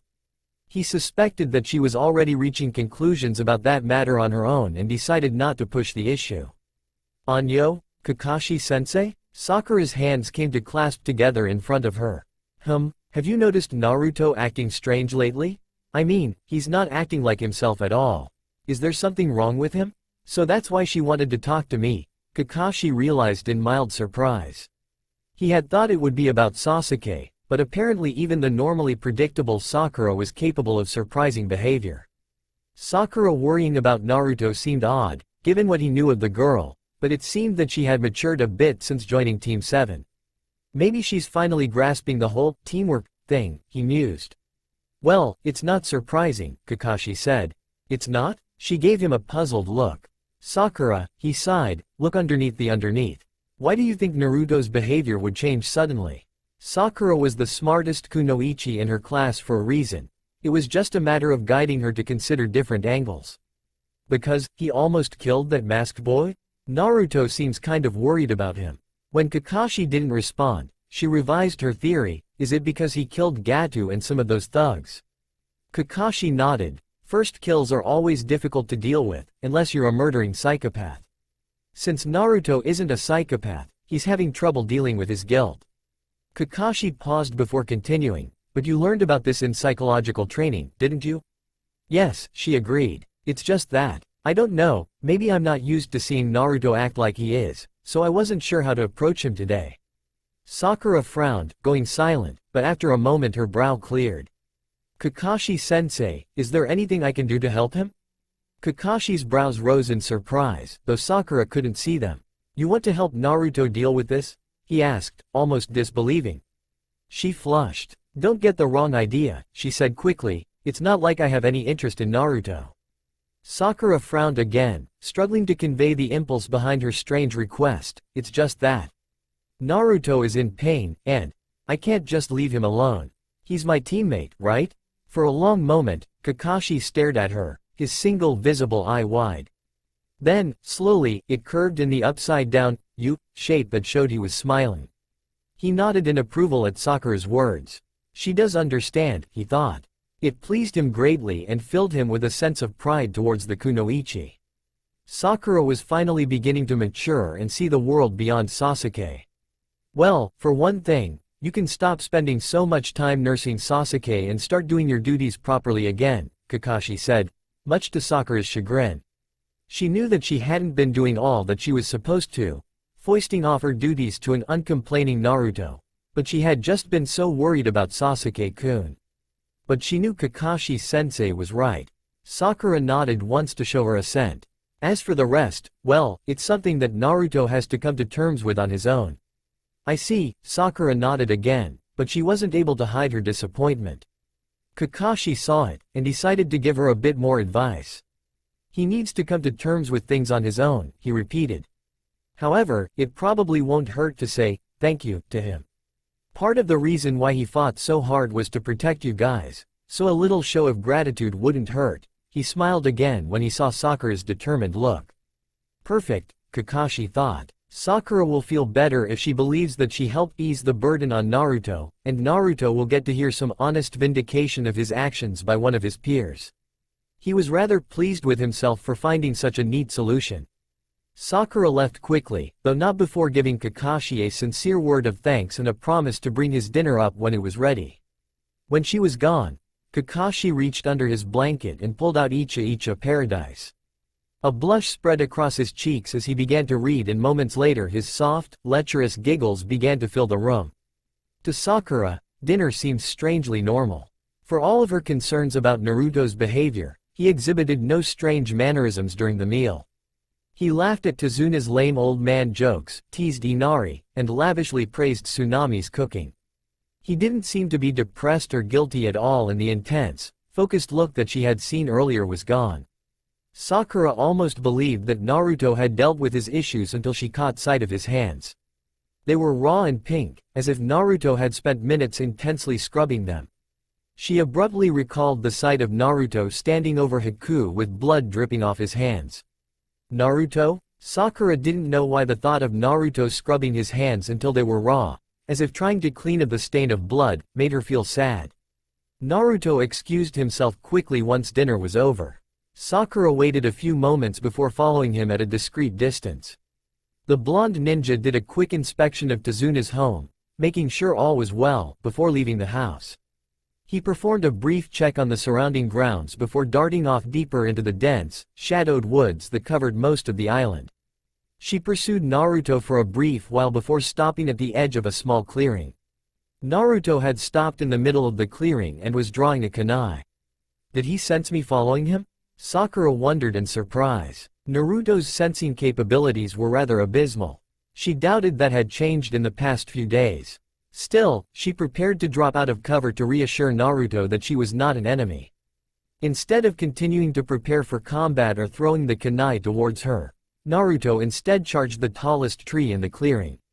His sandaled feet made an audible impact as they met wood, and Naruto continued to run up the tree, unimpeded by gravity. He's training, Sakura realized. She frowned in confusion. Hadn't Naruto already mastered the tree climbing exercise? So why was he still training? Hard work and Naruto had never mixed together, as far as Sakura knew. In the academy, Naruto had been one of the biggest slackers that Sakura was aware of. He had always been skipping class, usually to play pranks, and during lectures he was sleeping or goofing off more often than not. In training he would often boast, only to fail and move away to sulk. So it was a surprise for her to see Naruto train with so much determination even though, as far as he knew, no one was watching him. Sakura watched Naruto continue to run up and down the tree. It was soon apparent that Naruto truly had mastered the exercise, for Sakura did not see him use the kunai once. There was no falling off or slipping, as he had several days before while trying to show off. She continued to watch him for several more minutes, uncertain of how to approach him while he was training. Had he made a mistake, she could have offered advice as a way to break the ice. But he did not make a mistake, and Sakura didn't want to interrupt him while he was training. Besides, with Naruto out, it was Sakura's duty to defend Tazuna and protect her currently helpless teammates. She turned to leave. "You're running away." Sakura's inner persona was normally a loud, passionate voice within her mind. The flat, faintly accusing way her inner self delivered her statement surprised Sakura enough to freeze her in place. "Didn't you ask Kakashi-sensei how you could help Naruto? Why are you going to run away, when you know how to help him? Stop making excuses and go help your teammate." "I'm not running," Sakura wanted to reply. But how could she reply to herself? Some part of her thought she was being a coward, so perhaps she was only deceiving herself, and not very successfully at that. Sakura silently considered this, and the more she thought about it the more she knew. Naruto's new behavior scared her. It was out of the parameters that she knew him by, and it was human nature to fear the unknown. However, Sakura was a kunoichi now, and she couldn't allow the behaviors that had guided her through childhood restrain her now. Sakura took a deep breath and lightly jumped off the tree she had been standing on. Slowly, she began walking until she stood just inside the clearing and waited for Naruto to notice her. To his credit, he noticed her the moment she stepped out of the cover provided by the trees. Her distinct pink hair allowed him to immediately identify her, even using peripheral vision. Seeing that she was not an enemy, he finished his run to the top of the tree and continued down at a sedate pace, since walking down the tree tested his chakra control even more than running up the tree did. "What's up, Sakura-chan?" he queried, slightly worried. It was unusual for Sakura to seek him out alone. The strange half-pensive, half-determined look on her face didn't make Naruto feel any better either. She didn't answer his question immediately, instead gazing at him in silence. Naruto began to fidget uncomfortably under her gaze. Finally she said, "I'm just taking a walk." "Oh." Naruto blinked. He had thought that she would go straight to Sasuke's bedside after dinner. "Are you training?" Sakura asked casually, managing to sound as if she had not spent several minutes secretly observing that very thing. Naruto nodded, grinning. "Yep," he replied enthusiastically. "I have to work hard so that I can become Hokage one day." "Ah." Sakura smiled, unable to reply to his statement. She had always made fun of his ambition to become Hokage, just like everyone else had. Seeing him working hard for it, especially in the aftermath of the battle with Zabuza, was somewhat jarring. The image she had of a blood-drenched, grim-faced Naruto didn't mix well with the image of the bright, incompetent blonde who had always sworn he would become Hokage. Still, it was a relief in a way. Naruto hadn't changed completely, at least not yet. "Anyo, Sakura-chan?" Naruto asked hesitantly. He had grown uncomfortable with Sakura's thoughtful silence. Sakura blinked, shaken out of her thoughts. "Yes?" she asked. "Nothing." Naruto smiled sheepishly. "I was just wondering what you were thinking about." Sakura hesitated for a moment. She gathered herself visibly and gave Naruto a direct look. "I was thinking about the battle," Sakura murmured. Naruto flinched and opened his mouth, struggling to give Sakura a reply. I was remembering how surprised I was when I saw that you were the one to beat that masked boy," she interrupted him. "When you killed Gato and fought those mercenaries, I was frightened of you. The way you looked, the way you fought, it was completely unlike anything I've ever seen from you." Naruto winced and looked down, clearly pained at her words. But, in the end, it was you who saved us, right? You protected us against Gatu's men. Naruto looked back up at Sakura, his filled with emotions that she couldn't name. Naruto, thank you. Sakura gave the blonde genin a soft, sincere smile. Sakura-chan, he mumbled. His eyes were wide as he stared at her, at a loss for words. I thought you would hate me, he managed. Idiot, Sakura replied, though there was no spite in her tone. Why would I hate you for saving us? I'm grateful. Besides, without you Sasuke-kun probably would have died. Naruto felt a brief stab of pain. Is she only thankful because I helped out Sasuke? Naruto wondered. Still, it was best not to look a gift horse in the mouth. Sakura was thanking him. She was praising him for the role he had played in their team's latest mission. Naruto grinned brightly, and for the most part his smile was sincere. It was no problem, Sakura-chan, he exclaimed. One hand came up to rub the back of his head in a gesture of embarrassment and pleasure at getting praised. Hey, since I did well, do you want to go out and get some ramen with me? He asked eagerly. A tic developed above Sakura's right eye. What the hell? I'm thanking him to bring his spirits back up, and the first thing he does after I finish is ask me for a date. Inner Sakura burned with righteous indignation. Still, she did owe Naruto.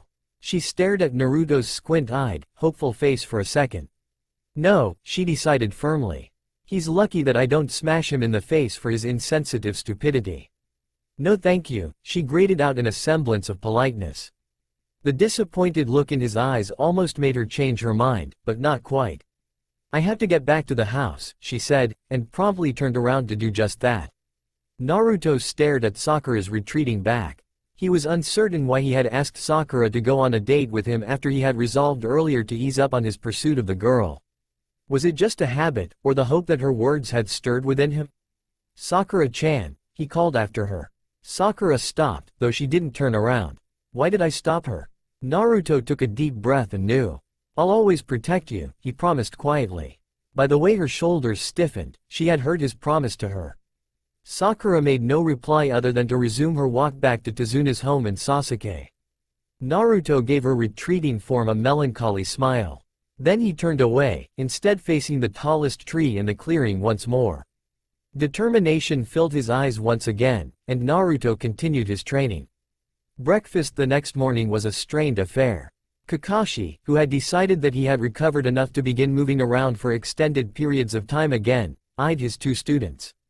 Sakura seemed normal at first glance, but Kakashi soon noticed that she wasn't speaking to Naruto. In fact, she was doing everything she could to avoid eye contact with the boy. Naruto was subdued, which was also odd. Tazuna and Tsunami had yet to notice anything off about the blonde's behavior in the past few days, so Kakashi had assumed that Naruto had kept his cheerful manner up in front of them.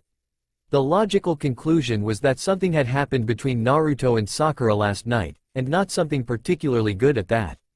Looks like my little plan didn't work out as intended, Kakashi thought ruefully. Sakura was in turmoil. Last night she had accomplished all she had set out to do, right? She had gone out to thank Naruto and cheer him up, and she had done so. But then Naruto had opened his stupid mouth and ruined everything. I'll always protect you. Why had those words caused her heart to skip a beat? Why did she feel like blushing every time she remembered, which was all too often, that quiet promise? It was nothing out of character for Naruto, who had chased after her like a yapping lovesick puppy for several years now. There was no reason Naruto's words should affect her. She was in love with Sasuke-kun. Naruto was just a stupid loud mouth who talked big and failed in everything he did. Sure, this mission had changed her opinion of him somewhat, but not that much. It was probably the atmosphere, Sakura decided. The moon had been bright and silver light had cascaded through the trees, illuminating the small clearing where Naruto had been training. The quiet, solemn way he had promised had been so different from the usual Naruto that it had shocked her.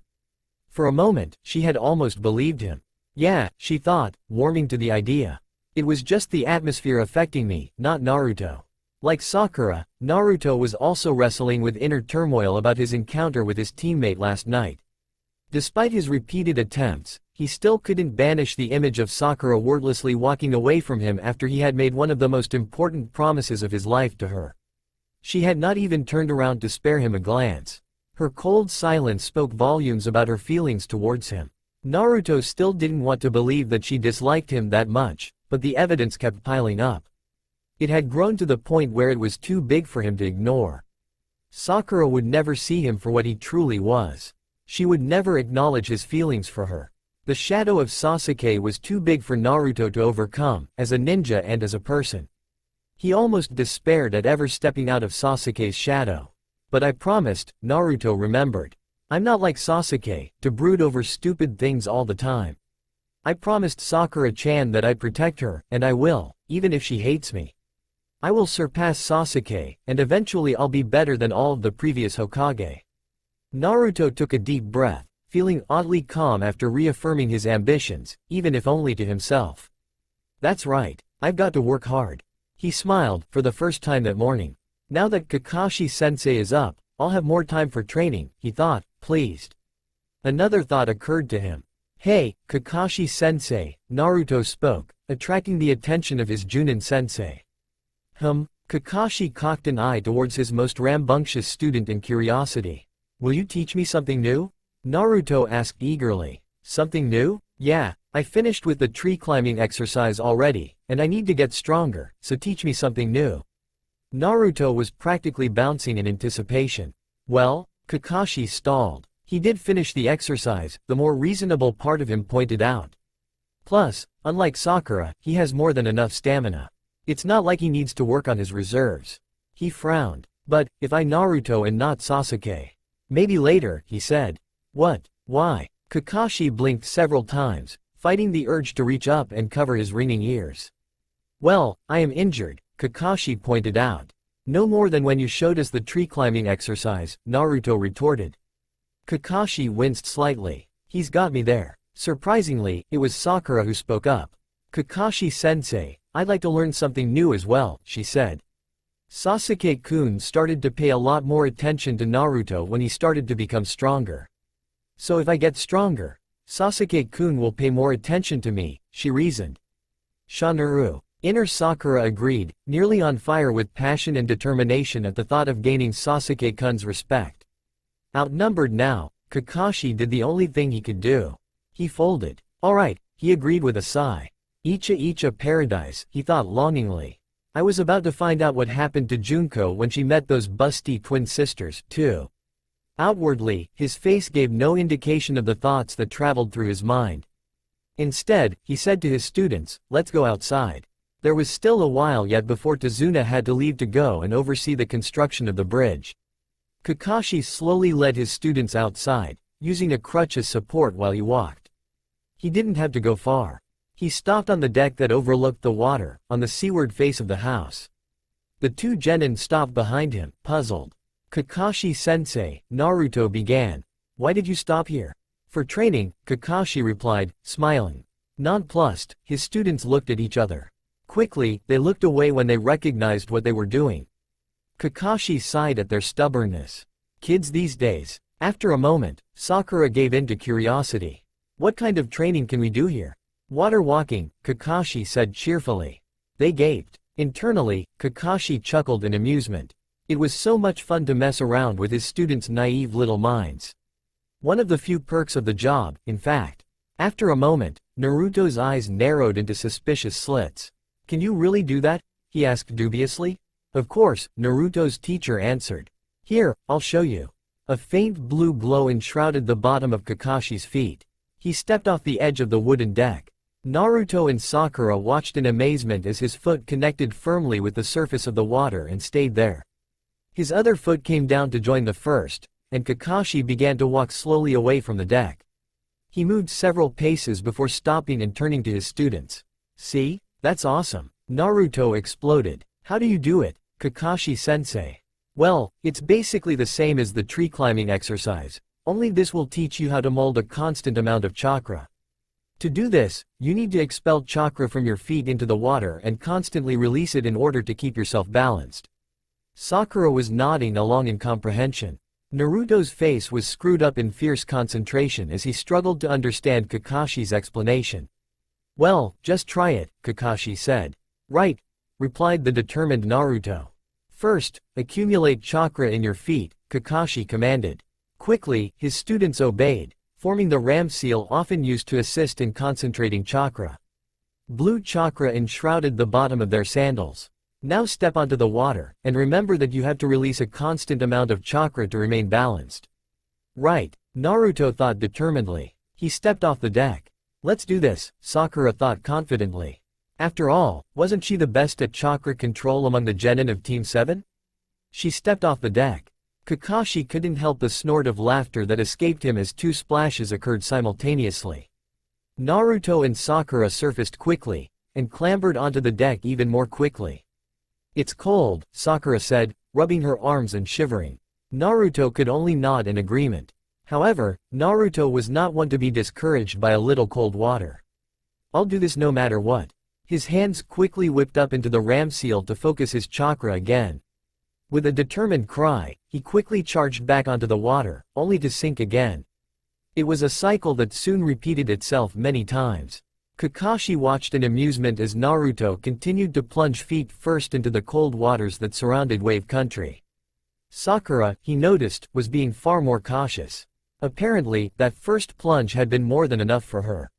She was now sitting on the edge of the deck, her feet dangling lightly on top of the water, as she concentrated her chakra into her feet. Periodically she pushed her feet down into the water experimentally, testing the chakra flow. It's a reasonable approach, but she'll have trouble when she tries to focus her full weight on the water, Kakashi observed. Kakashi walked back to the deck, steering clear of Naruto as he did so. He continued to oversee the two as they trained, and after 20 minutes of repeatedly plunging himself into water, Naruto showed his first sign of progress. I think I'm starting to get the hang of this, Naruto grunted. He was submerged up to mid-shin in water, but he had halted his descent. He's grasped the trick of this chakra control exercise pretty quickly, Kakashi thought approvingly. It was an impressive feat, considering Naruto's lack of innate talent and poor grasp of the basics, not to mention his horrendous chakra control.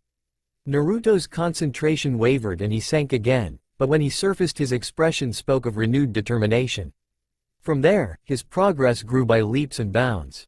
Once Naruto had understood how to do it, it took him only another 10 minutes until he was walking across the water without a hint of instability. Sakura had also made quick progress. Like Kakashi had predicted, she had fallen in once more when she had attempted to stand after getting her feet firmly balanced above the water. But she had adjusted quickly, and finished 5 minutes ahead of Naruto. Seeing his two students walking and, in Naruto's case, jumping, on water brought a smile to Kakashi's face.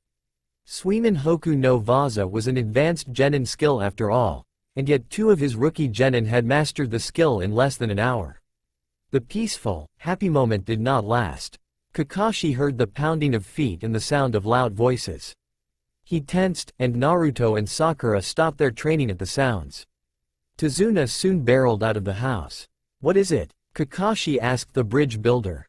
His voice casual, but his eyes were cold and hard, a Junin on alert. That masked boy, said Tazuna. He's woken up. A splash from behind Kakashi told him that Naruto had just fallen into the water. Haku stared at the plain, dark wooden ceiling above for a long moment before looking at the woman by the bedside. Where am I? Here's your water, the dark-haired, plain-faced woman said kindly. What happened? The last thing Haku remembered was Naruto-kun's bright blue eyes, filled with a resolve to kill, and then, nothing. Where is Zabuza-san? Anxious, Haku struggled to sit up, ignoring the sharp, throbbing pain this brought. You shouldn't sit up, the woman protested. Haku continued to struggle upright. The woman sighed in resignation when it became clear that her patient would not listen to her advice. She moved quickly to assist Haku into a sitting position. Haku sat, panting for several moments until the pain receded into a throbbing ache. Here, Haku's nurse said again, offering a glass of water. Thank you, Haku said politely, wincing slightly. It hurt to speak. Still, politeness counted for more than discomfort, and there was still no clue as to what had happened. Haku drank greedily. The nurse accepted the empty glass back with a smile. You poor dear, she said kindly. You lost a lot of blood, so it's not surprising that you're thirsty. I'll go get some more water for you. She paused, frowning at Haku for a moment. That gown is rather indecent, she murmured. I'll get you some new clothes as well. Haku blinked in surprise, glanced down, and froze. No wonder it felt drafty, Haku thought dizzily clearly. The blood loss remained an issue. The clothing was clearly made for a much bigger person in mind, for it draped loosely over Haku's shoulders and fell open at the chest. Then, slowly, alarm began to set in Haku's mind. My bindings are gone. Haku reached up. My choker is gone. Haku shivered, and this time it wasn't from the cold. The full, perky curves of her breasts were almost totally exposed by the too big yukata. Her choker was no longer there to hide the fact that she didn't have a telltale bump on her throat that would have been the sign of a man. Habits ingrained by a solitary existence in the unforgiving back alleys of the hidden village of the mist told her to run, to hide, to do something other than sit there while that woman was out of sight. She knew Haku was female after all, and in Haku's experience that meant nothing good. Little homeless boys in Kirigakure no Sato were either ignored or treated cruelly. Their frequently short lives were incredibly harsh and painful, but they were mostly left alone by predators. That wasn't a good thing, but attention in Kirigakure was almost always worse. Little homeless girls in Kirigakure were lucky if they were captured and sold to slavers to be brought up to become a working girl in the water country's many brothels. If they were unlucky, they were raped and killed in a dark alley, where no one would care even if they heard the screams. She had learned this the hard way, and that incident marked the second time Haku had used her bloodline limit to kill. Luckily no one had seen the act taking place, nor had anyone cared enough to investigate the screams, otherwise she would have been killed on the spot by shinobi for possessing a bloodline limit. The village was nicknamed the Bloody Mist for a reason. So Haku had disguised herself as a boy, and surprisingly it had worked. Luckily, there was a rather great stigma against homoality in the water country, at least at that time, so feminine little boys were generally not in danger of being targeted by slavers or UAL predators. The mist had no tolerance for those who went against society. Then Zabuza-san had appeared during that snowy day on another bridge, and had taken her in and taught her to be a shinobi. He hadn't cared what gender Haku was, only that she served as an effective tool. Haku had never completely forgotten those hard-learned habits. However, at the present she could barely move, much less try to escape or obtain a disguise. Moreover, she was extremely worried about Zabuza-san. There was a flurry of commotion outside the room, and Haku heard the nurse's voice yell something. Haku tensed in alarm, which only brought a stab of agony as her injured muscles protested. In any case, there was little enough she could do in this situation. The door slammed open. There was a skidding noise as sandaled feet scrambled for traction. Silence fell upon the small room as Haku and the intruder stared at one another. A blonde-haired, blue-eyed Konoha shinobi gaped like a fish. It took a moment for Haku to realize that the boy was staring at her cleavage. Embarrassed, Haku reached up and tugged the yukata closed. Other emotions tumbled through Haku's mind in quick succession. She was happy that the blonde was still alive, and apparently doing quite well at that. But what was this icy feeling that was slowly clawing its way up from her gut? If Naruto-kun was still alive, then didn't that mean? Zabuza-san, that's all for now. If you enjoy then please like, share and do comments.